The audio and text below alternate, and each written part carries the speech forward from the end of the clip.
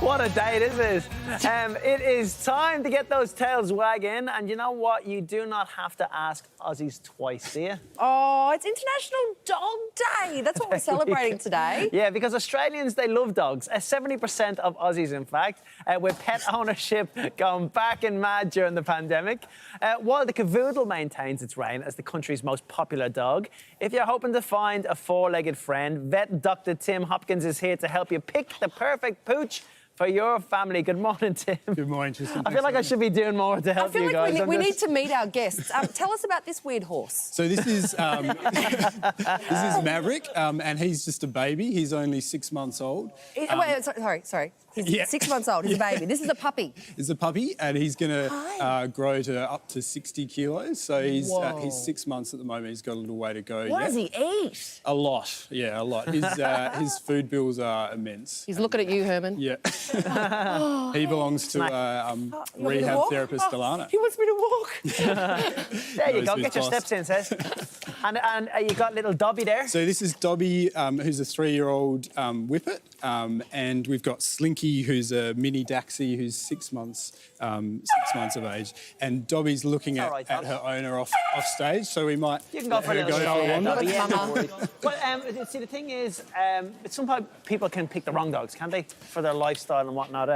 Yeah. We both have young kids. Yeah, that's right. I mean, especially for young families, it's really important to stress that, if your kids need to be of an age where they can actually take instructions on how to look after the dog, and, choosing a really calm temperament in your dog is really important. We often recommend Cavaliers and Cavoodle crosses because they tend to rate really highly for being friendly and calm and low maintenance. And especially if you're going to pick a pup out of a litter, maybe look for the one that's a bit more calm and reserved, not the one that comes up and smothers you and kisses. That may not be the best choice for a young family. Here's a question. What sort of family does a St Bernard suit? Well, at this age, he's a bit of a handful, but interestingly, as he gets older, he'll actually become quite a sedate boy and may not require as much... Okay. All right. What were you saying about sedation? Not all over Faith Alvin. I just want to droop on him. Do you need a hand? No, I'm good. Yep, good. Yep. What do they say? Never work with kids. No. But yeah, big dogs don't necessarily need a big yard. They can be quite lazy at home, and certainly my greyhound's a perfect example of that. Sleeps for like 18 hours a day. Will be on the couch at the moment watching me. So, but I guess that is a huge thing to consider though as well, isn't it? The type of house or the size of your property. He's very strong, Maverick. I'm the goose to his Maverick. Let's do a swap. It's very, very strong. Yes. Oh, hello. What's this one's Slinky. name? That's Slinky. Hey, Slinky. All right, Maverick. Let's see how I go. Yeah, so when it comes to what types of property and sizes of property, I mean, what pups probably suit a smaller space? I'm going to plug greyhounds. I'm quite biased, but they're fantastic apartment dogs, and really just 2 kind of short spurts of exercise a day, and then they sleep for the rest of the day. So yeah, it's a bit of a misconception that you need a small dog for a small apartment. Particularly, some of those smaller breeds are really energetic, like your Jack Russells, and they're not really great dogs for apartments, and can be prone to barking and things like that when they get bored. So yeah. When they separate. Let's talk activity levels.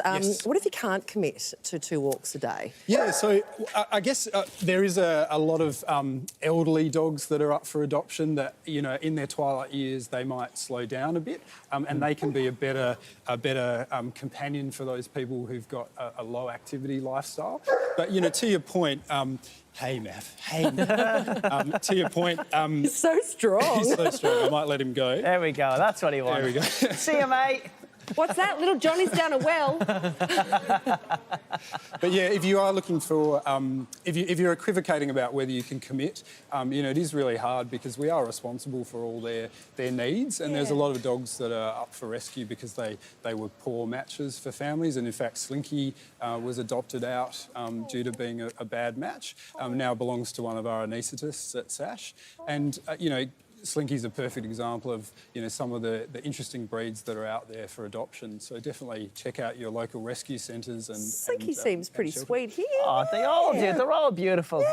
Yeah, no, she's a doll. There's a perfect home for every puppy. That's right. You just that's have right. to make sure you do your research Yeah. and get to know them, maybe And before I bring hate to them home say for it on good. International Dog Day, but if you are equivocating about getting a dog, then maybe consider a cat. You know, lower maintenance option. On International Dog Day. I No, know. kidding. Lock your Yeah, but never give up on your dreams. Get a dog. Thanks so much, Tim, for that. That's No awesome. worries. And again, thanks for bringing these Sorry little for nearly perfect ending ideas. Not See you, mate. Now, Studio 10 is going to be right back. We're going to have a bit more crack with these dogs. It's a cool place, and they say it